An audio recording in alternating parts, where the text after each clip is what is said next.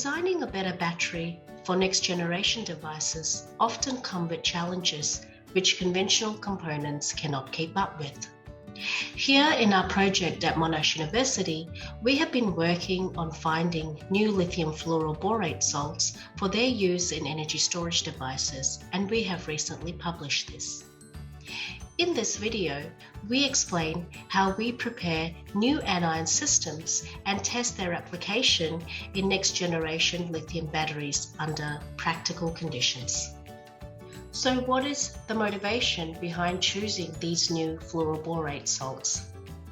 We have found that these fluoroborate salts are not only influential for lithium, but also for sodium and magnesium systems. In the next part, we have Dr. Binayak Roy demonstrating up close on how we synthesize these new salts and test their battery applications. Hi, I'm Binayak Roy, and today let's have a look at how we are making these novel lithium salts and electrolytes for next generation batteries. The journey of our novel materials starts from their synthesis.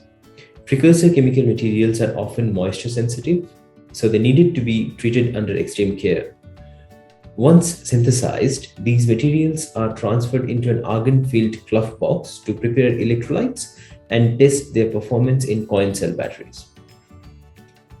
We attempt to keep this condition under which these batteries are tested as realistic as possible so that we can predict the behavior of these novel materials in their practical application. In our early tests, we have seen our material to perform better than the conventional ones in a coin cell made with next-generation lithium battery materials. Traditional salts are known to corrode aluminium current collector at high potential, which can be observed as the formation of corrosion pits. When treated under similar conditions, our fluoroborate salts does not show such behavior. Most importantly, our material have shown stability under atmosphere, and this comes as a major advantage over conventional batteries, which are very sensitive towards atmosphere and therefore requires them to be made under argon and completely sealed before bringing them out to atmosphere. In our battery cycling experiments, we have seen that this exposure of salt has minimum effect on their cycling capabilities even after 1,000 cycles.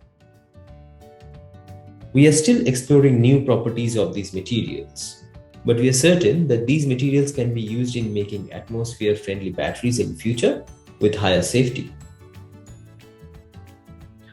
Another important part of our research is characterization techniques, which helps us to better understand the behavior of these materials in a battery.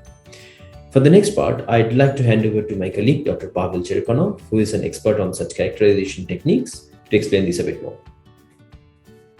Understanding the battery chemistry behavior is very important. Monash has a suite of highly specialized equipment for characterization of energy storage materials.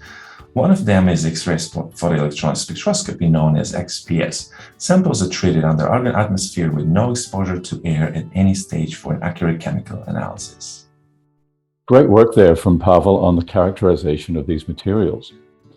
This research forms part of the work of an Australian Research Council-funded industry transformation training centre called Storenergy. The aim of Storenergy is to collaborate with local industry in the training of young researchers in advanced technologies.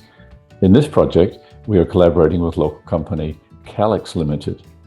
Calix is a New South Wales and Victorian-based industry that produces advanced battery materials.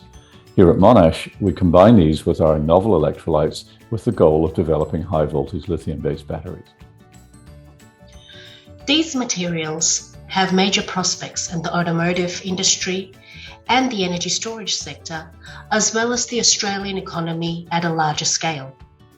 We hope that you have enjoyed the demonstration of our research facilities and the work made by our colleagues here at Monash University.